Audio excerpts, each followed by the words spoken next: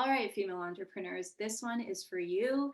Today, I am going to share with you what has probably been the number one game changer in how I operate my business, how I coach my clients, how I treat my patients, and even things outside of work. So, things like exercise, things like planning social gatherings, my hobbies. So, things like movement, music, dance, all of that good stuff.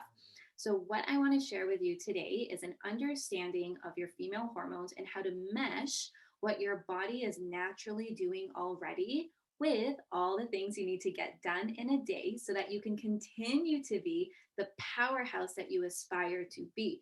Because let me tell you, it is just so much easier when you work in line with what your body is already naturally doing on its own. This is because your energy levels and your productivity levels, they are affected by your monthly cycle. So there are going to be times in the month where you feel like you have skyrocketed unlimited energy and that you can do all the things, and there are going to be times in the month where you just are like tired and want to Netflix and chill. But a lot of women don't understand that, and that's the issue, right? They don't understand that some of their energy comes from and is influenced by their reproductive cycle. So, what do we end up doing as high performing, ambitious women? We end up beating ourselves up because we're feeling like we're not consistent or we're feeling like we're not good enough.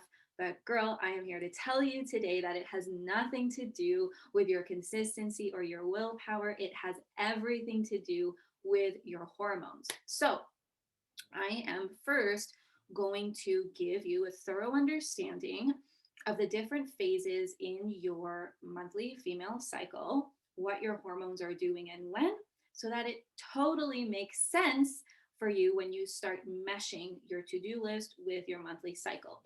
So to do that, I am going to do a screen share. All right, here we are. So here I have it broken down. Now, depending on who you talk to, there are a different number of phases in your monthly cycle. Sometimes it's three. For my purposes and how I kind of chunk my tasks into the month, I'm doing a 4 phased monthly cycle. So, phase one is going to be your period. That's where we normally count day one of the cycle, assuming that you have a normal 28-day cycle. If you don't, the very first thing you're gonna have to do is regulate and normalize your cycle before you can go into this deep kind of work. But anyhow, day one is going to be your period. In a healthy menstruating woman, this is going to last about 4 to 5 days. Day two is what we call your follicular phase or your estrogen dominant phase. So this normally goes from day one up until day 14, about ovulation. But for my purposes, again, and how I chunk my tasks, I'm going to chunk phase two from the end of the period up until ovulation. Now, what is ovulation? Ovulation is meant to be the fertility window for most healthy women, and this is going to last a couple of days, okay? And it's going to be a different window for every single person. Some women are going to have longer ovulatory phases, some women are going to have shorter ovulatory phases. The best way to make use of the information learned today is to really get an understanding of what your unique body is doing so that when you apply the information, it's as specific to you as it can possibly be. So, in a normal 28-day cycle, ovulation is usually going to be around day 14. But like I said, it's usually a window. Now, the last phase, so phase four, is what we call the luteal phase or the progesterone dominant phase. So this is normally the second half of the cycle from day 14 up until day 28.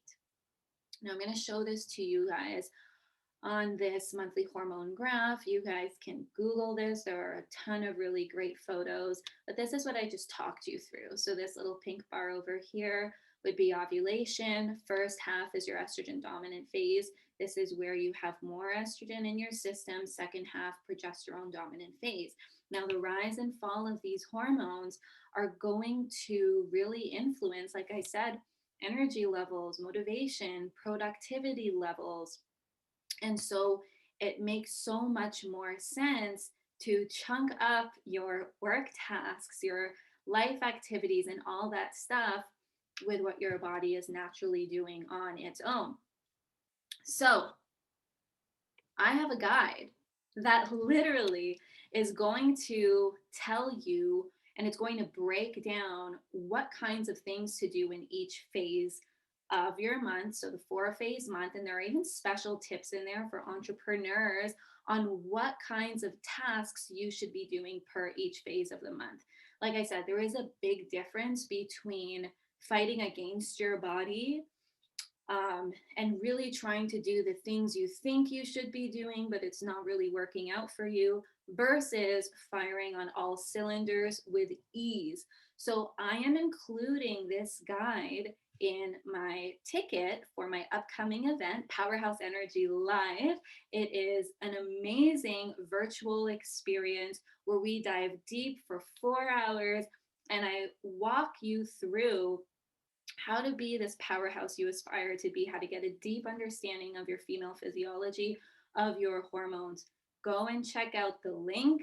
That's where you can get your ticket to this event, as well as that guide for mastering the heck out of your female hormones.